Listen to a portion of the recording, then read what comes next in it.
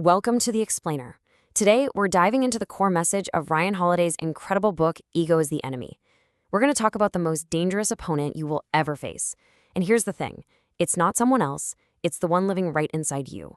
The one that messes with your ambition, sabotages your success, and makes it almost impossible to bounce back from failure.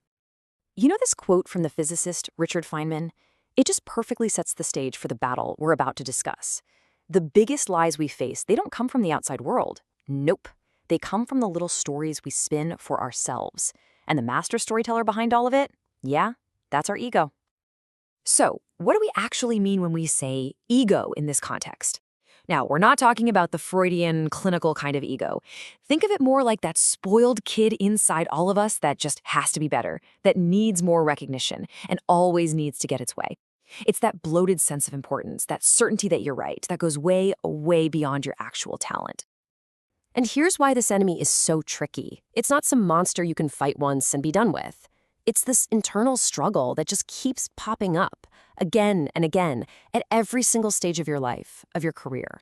And it's smart. It changes its tactics as your situation changes.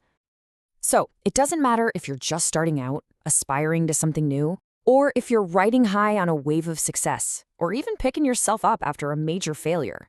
Ego is right there, whispering in your ear, just waiting to trip you up.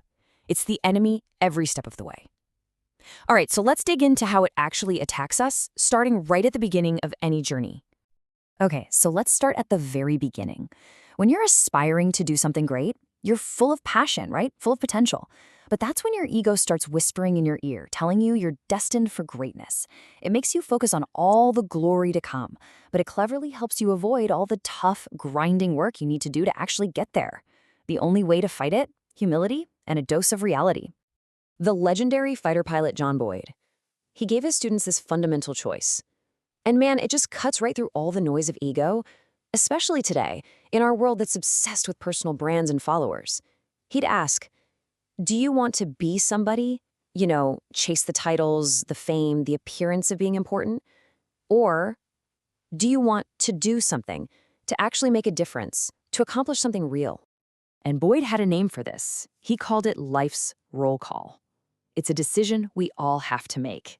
And choosing to do something means your purpose has to be bigger than you are. It means you have to put your ego on the shelf and just get to work. Boyd himself lived this. He completely changed military strategy. And get this, he did it as a colonel, turning down promotions that would have gotten in the way of his real work. So how do you actually stay on that path of doing? Well, the key is to always be a student. Martial arts champ Frank Shamrock came up with his brilliant formula to make sure you're always getting honest feedback. See, someone better than you, they keep your ego from getting too big. Someone you can teach, that forces you to really understand what you know. And someone at your level, they keep you sharp. They keep you from getting lazy.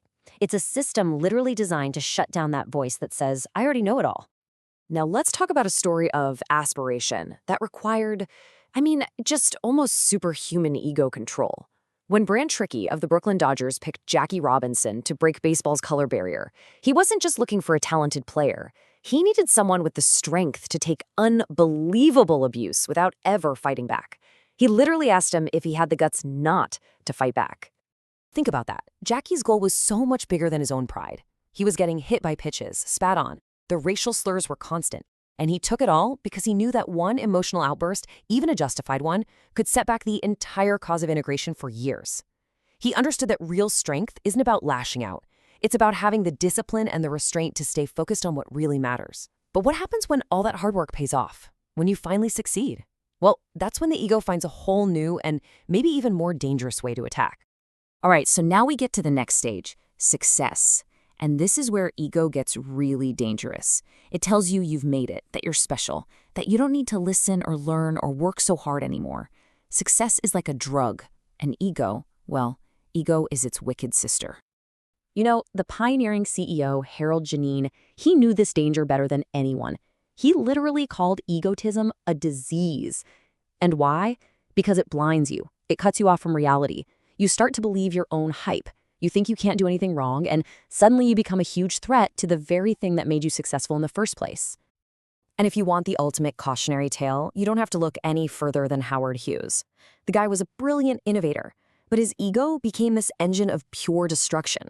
After he bought the RKO movie studio, his micromanagement and just pure self-absorption completely ran it into the ground.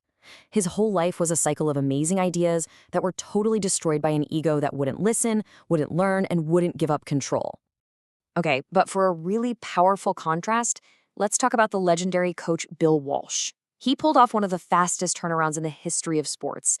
When he took over the 49ers, they were a total disaster, a complete mess. And just 3 years later, they were Super Bowl champs. But he didn't do it by giving big speeches about winning the Super Bowl. So what was his secret? It was something he called his standard of performance. He was obsessed with the tiniest details, how players tucked in their jerseys, how they held the football, even how the receptionists answered the phones. He pushed aside the ego's need for some grand vision and replaced it with a humble, disciplined focus on the process. But what happens when that process breaks down?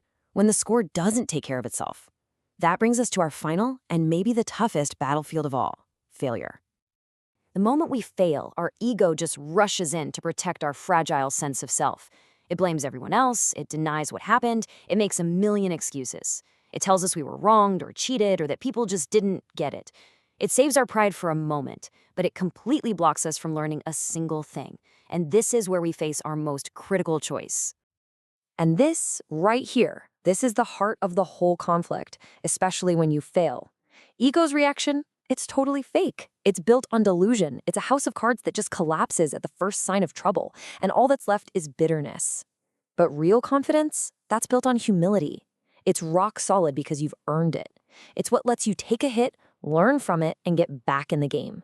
It is the absolute foundation of resilience. So in the end, this is the question we're all left with, right?